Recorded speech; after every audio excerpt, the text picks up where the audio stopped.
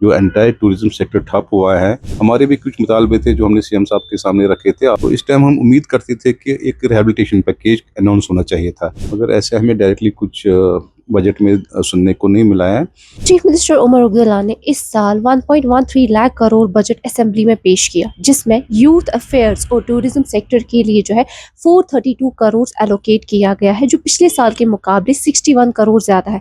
अब इसी मुतालिक हम बात करेंगे चेयरमैन हाउस बोट एसोसिएशन मंजूर पख्तून साहब से, जिनसे हम जानेंगे कि जो ये बजट है इसकी बारे में इनकी क्या राय है। देखिए, जो कल बजट की अनाउंसमेंट हुई, एलोकेशन ऑफ फंड्स बहुत सारे सेक्टर्स को दी गई, अच्छी बात है। जिसको मिला कुछ तो आगे उनकी अगर कुछ प्रॉब्लम्स अभी पूरी नहीं हुई है तो वी आर होपफुल कि उनकी सारी प्रॉब्लम्स या हर एक सेक्टर की जो भी प्रॉब्लम है वो हल हो जाएंगी, क्योंकि एक एक्सपेक्टेशन होती है।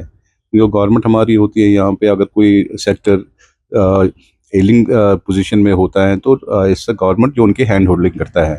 हमारे भी कुछ मुतालबे थे जो हमने सीएम साहब के सामने रखे थे आफ्टर 22 अप्रैल। जो एंटायर टूरिज्म सेक्टर ठप हुआ है और अभी भी पटरी पे नहीं लौट रहा है, और बहुत सारी कोशिशें हम कर रहे हैं, डिपार्टमेंट ऑफ टूरिज्म कर रहे हैं, इवन सीएम साहब खुद कर रहे हैं। उनके पास टूरिज्म का पोर्टफोलियो है, वो बाहर भी गए within the country promotional programmes के लिए। मगर हमें जो उम्मीद थी इस बजट से कि जो अभी हम बिल्कुल 22 अप्रैल से पटरी पे वापस लौटे नहीं है। ये बहुत बड़ी इंडस्ट्री है, इसमें होटल, हाउस बोट, एक ट्रांसपोर्टर, घोड़े वाला, गाइड, शिकारे वाला, बहुत सारे लोग एसोसिएटेड लोग हैं जो इसके साथ जुड़े हुए हैं। तो इस टाइम हम उम्मीद करते थे कि एक रिहैबिलिटेशन पैकेज अनाउंस होना चाहिए था, जिससे ये जो सेक्टर है मतलब जूझ रहा है तो वापस अपनी पटरी पे आना आहिस्ता आहिस्ता आएंगे, और जो आने वाला सीज़न है उसके लिए भी तैयारियां होंगी। मगर ऐसे हमें डायरेक्टली कुछ बजट में सुनने को नहीं मिला है।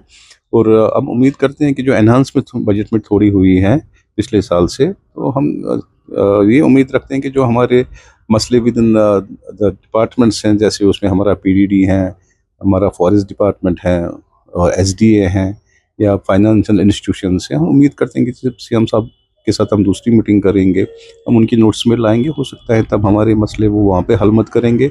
It's not only the budget के बजट में ही हमारा सब कुछ हल होना चाहिए, मगर एक उम्मीद होती है, तो अभी शायद we have to wait for that. और हम वी आर होपफुल, होप हमने छोड़ी नहीं है, तो डेफिनेटली हमें उम्मीद है कि कुछ ना कुछ हमारे लिए भी किया जाएगा।